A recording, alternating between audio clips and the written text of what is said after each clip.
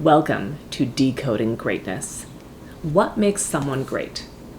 What separates ordinary from extraordinary? Well, this book is a masterclass in looking at a result, breaking down exactly how that result was achieved, and then reverse engineering the process to apply to anything in life. Let's dig in. The first step in decoding greatness is to become a master detective. Take photography, for example. Expert photographers can look at a photo, they can look at the composition of the photo, and they can tell so many things before they even get it into Photoshop. They can tell where the light sources are based on where the shadows are. They can tell how soft or harsh that light source is. They can tell the aperture of the camera simply based on how much or little of the foreground and background is in focus, and so much more before they even get it in for a detailed analysis with a computer program that is literally designed to analyze photos. And the photographers may actually be better at it because they're humans. We'll see.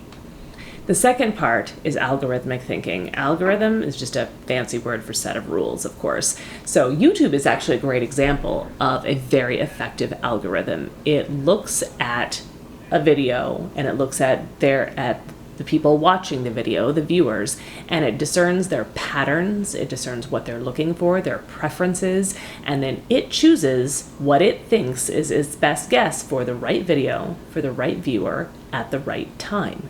It does incredibly well with this. So your history of things you have watched more than 2 seconds of, it takes notes of those things, and then it is going to find videos on similar topics, similar videos with maybe similar presenters, whatever it is that you have shown preference in, the things you have watched. It then goes and tries to find similar things for you to put in that uploads, that next up screen. It's incredibly effective at it. So if you can apply looking for these patterns into whatever it is you're trying to learn, whatever it is you're trying to be great at, look for the patterns and the preferences that can take you far. The third part is that we as humans, we like familiarity over novelty. We like movies that have the same elements, things we're familiar with, like Frozen, for example. That's a movie that has all the classic elements of a Disney movie, simply in slightly different ways. Like the hero is actually Anna in the story, and the villain is the handsome prince.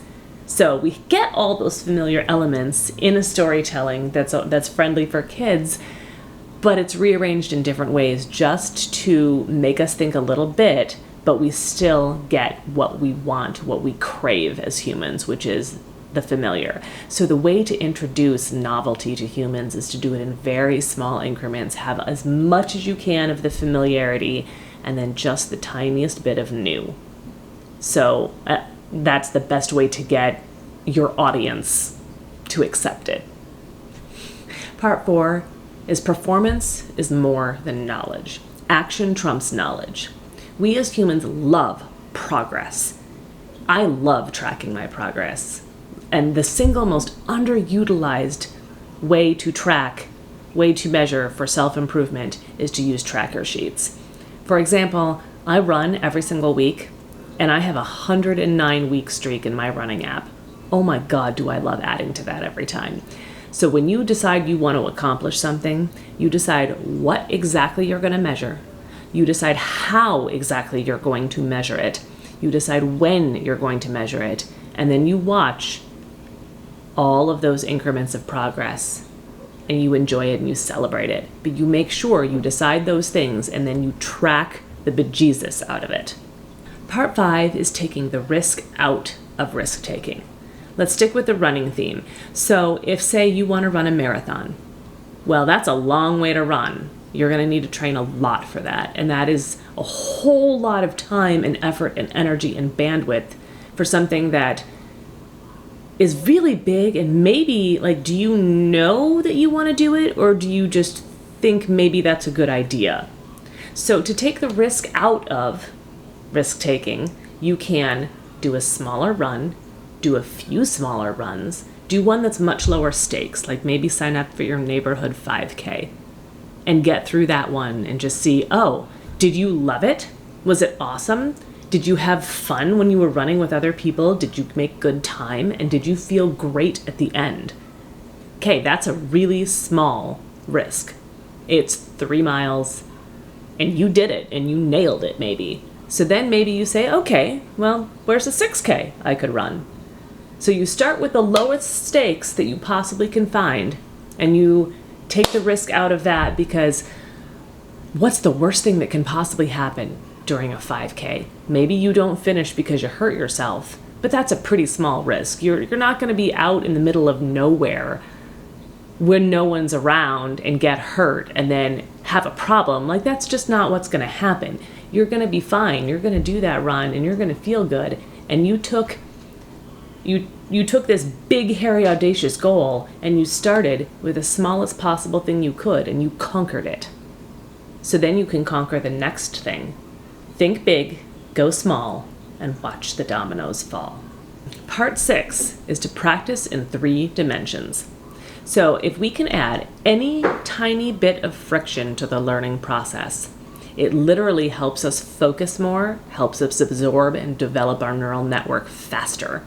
So an example is, say you have something you're trying to read through to learn something and the font is really hard to read. Like it's really pale ink or something, it's faded. That makes us pay more attention because we have to work harder to get that information into our brains, which makes it absorb better. So that's just an example of a little bit of friction that can be added just to force the attention to be there. Another is reflect immediately. Reflect on what you did. Reflect on what went well. Reflect on what you could do better. Think about how you could do it better, not just what you could do better, but literally how you could do it better.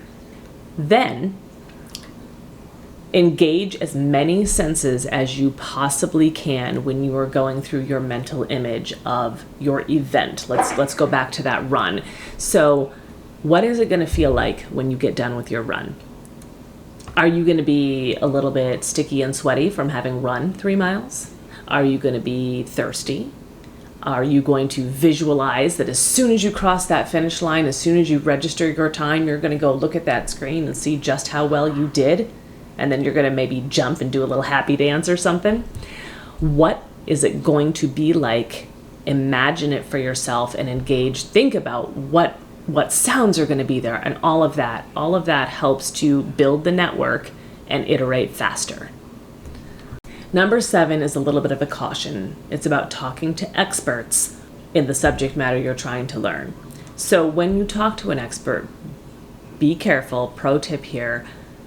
People who are experts in a certain subject are not necessarily the very best at teaching that subject or explaining how they did something. Oftentimes, the way they do a thing is unconscious. They don't actually truly know necessarily on a conscious level how they did it. And so they will not be able to explain in a reproducible way. So if you are really good at something, I know there's something you're really good at.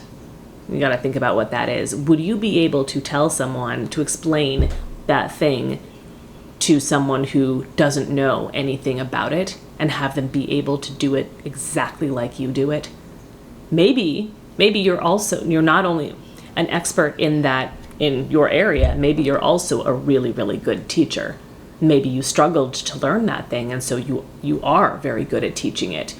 Most of the time, however, someone who is an expert and has been an expert for a long time may not be the most effective teacher for someone who is just starting. So beware of that. Find someone who is just a little bit ahead of you in whatever area this is, and then go talk to them, because they might be able, their level and their life is much closer to yours. And so if you can get a couple of tips from them, that's what you go for. And then you find someone who's another level above that. You want to increment on the progress. Just beware of who you get your advice from, because someone who is truly, truly great at something may literally not be able to explain it to you in the way that you might need it explained. Leave a comment about something awesome you have done or something awesome you want to do that is extraordinary. And check out my video here on conversation starters that work every time. and keep being amazing.